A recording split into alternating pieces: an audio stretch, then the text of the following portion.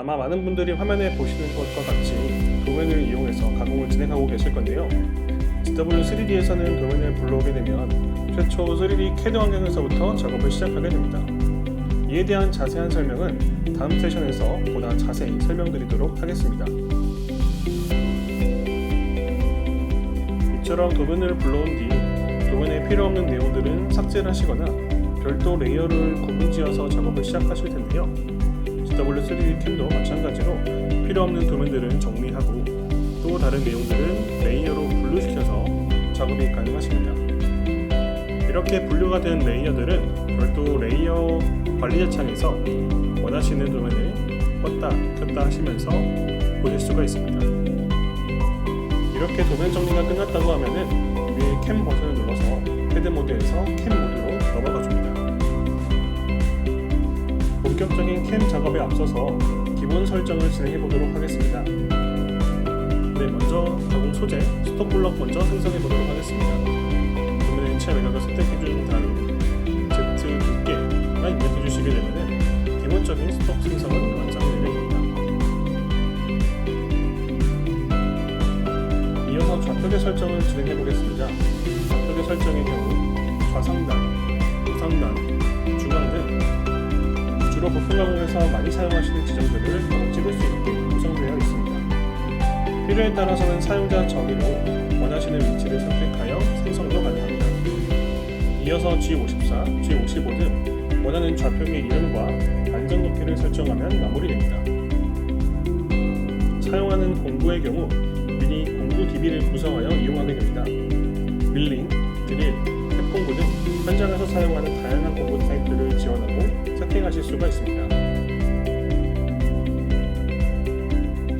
일반적으로 부품 가공에서는 포켓 작업, 윤곽 작업, 홀 작업이 가장 많으실 건데요. 먼저 포켓 가공에 대해서 확인해 보도록 하겠습니다. 먼저 포켓 작업의 경우 포켓 툴 패스를 선택한 뒤 가공하고자 하는 영역을 선택하게 되실 텐데요. 보통 체인 작업이라고도 하죠. 체인 선택 시 원하지 않는 구간에 체인이 걸리는 경우 빼기 기능을 이용해 제거하여 원하는 체인이 걸리게 선택해 줍니다. 해당 구간처럼 열려있는 포켓의 경우 네 번째 옵션의 포켓 타입을 이용하여 선택한 체인 중에서 해당 구간이 열려있음을 인식시켜 주시면 됩니다. 이어서 어떤 공구를 이용할지 공구를 선택하게 됩니다. 공구는 앞서 생성한 공구 DB의 목록을 가져오게 되는데요. 필요에 따라서는 피드, 스핀들, 그리고 툴 넘버까지 수정하실 수도 있습니다.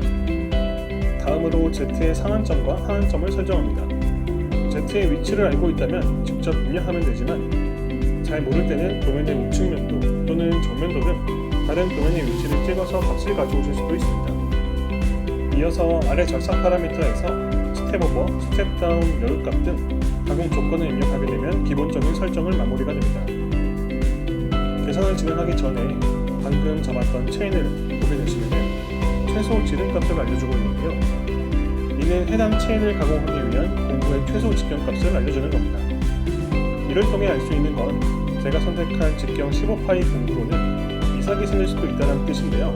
이런 경우에는 추가 가공에서 잔삭을 선택하여 잔삭 공구와 조건을 넣어주고 계산하시게 되면 성삭과 잔삭 디패스가 한 번에 해소되게 됩니다.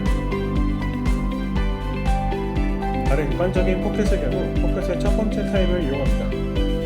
그리고 앞서 작업했던 방법과 동일하게 체인을 잡아준 뒤 공구와 상한점, 하한점, 가공 조건, 그리고 추가적인 공정을 추가해주고 확인 버튼을 누르게 되면 완료가 되게 됩니다. 이렇게 제가 체크했던 잔삭과 정삭 툴패스까지 3개의 툴패스가 한 번에 완성되는 것을 보실 수 있습니다. 그리고 해당 포켓 영역을 보시게 되면 약간의 각도가 들어가 있는 것을 확인할 수 있는데요. 특정 기능을 통해 확인해 봤더니 5도 정도 각이져 있는 것을 확인할 수 있었습니다. 이렇게 각도가 들어간 포켓의 경우에도 동일하게 작업을 진행하시면 됩니다. 체인을 선택한 후 선택한 체인에 각도를 입력해 주시면 됩니다. 공구와 상한점, 하한점, 기타 가공 조건들을 입력해 주시고 필요한 경우 추가 가공에서 정삭을 체크하여서 정삭 작업까지 완료해 주시면 됩니다.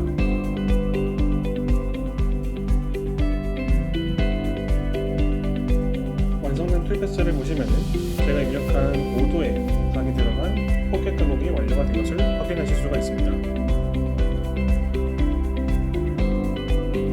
다음으로 해당 구간은 윤곽 툴패스를 이용해서 작업을 진행해 보도록 하겠습니다. 윤곽 작업을 진행할 체인을 정하는 뒤 화면에 보이는 화살표 방향을 확인합니다.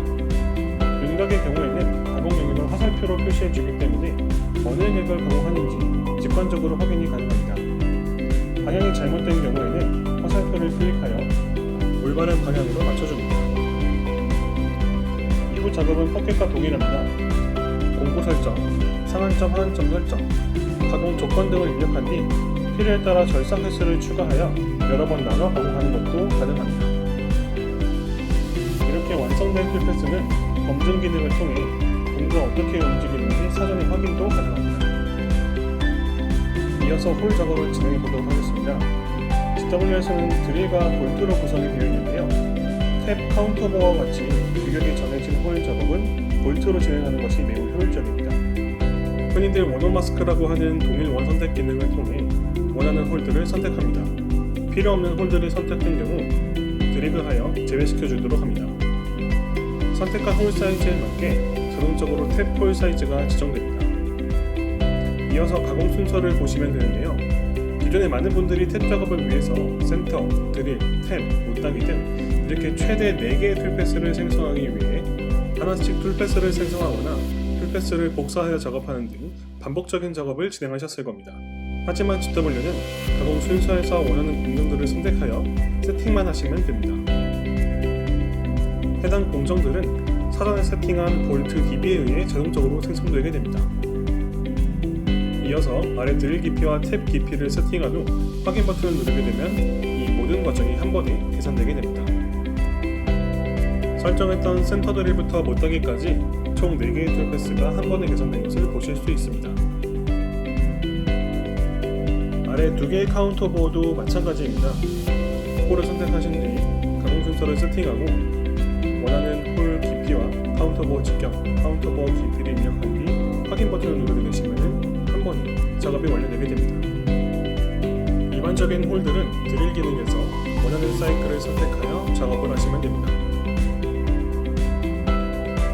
원원 마스크 기능을 이용하여 원하는 홀들을 한 번에 선택하고 필요 없는 홀들은 제외시켜 줍니다.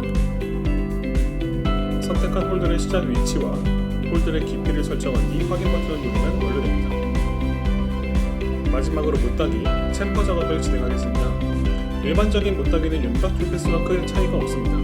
하지만 이런 단차 구간의 못따기는 그동안 어떻게 작업하셨나요? 라인을 별도로 잘라서 작업하시거나 툴패스가 공구 반경보다 작게 나오게 설정하여 작업하셨을 겁니다.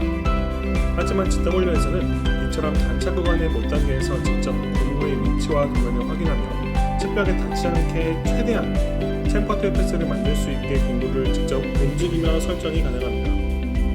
마우스 휠을 굴려가며 측벽에 닿기 직전까지 공구를 움직여 설정한 후 확인 버튼을 누르면 안전하고 효율적인 못따기 툴패스를 쉽게 생성할 수 있습니다. 검증으로 다시 한번 확인해보면 공구가 측벽에 닿지 않고 최대한으로 생성된 것을 보실 수 있습니다. 이렇게 완성된 툴패스는 솔리드 검증을 통해 오이 가공을 진행해 볼 수 있으며 어떻게 가공이 되는지 사전에 확인하실 수가 있습니다.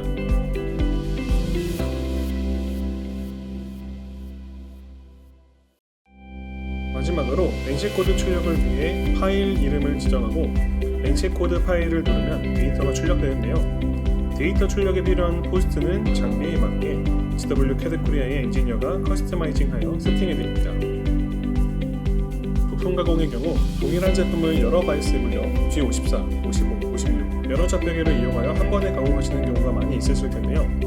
이런 경우 엔지데이터 출력 전 스테이션 설정을 통해 원하는 좌표계를 설정해주고 작업 우선순위로 하여 출력하시게 되면 설정한 G54, 55, 56 좌표계를 한 번에 가공하는 데이터를 바로 생성하실 수가 있습니다. 바로 파일을 열어 확인해보면 설정했던 G54, 55, 56 순서대로 출력된 것을 보실 수 있습니다.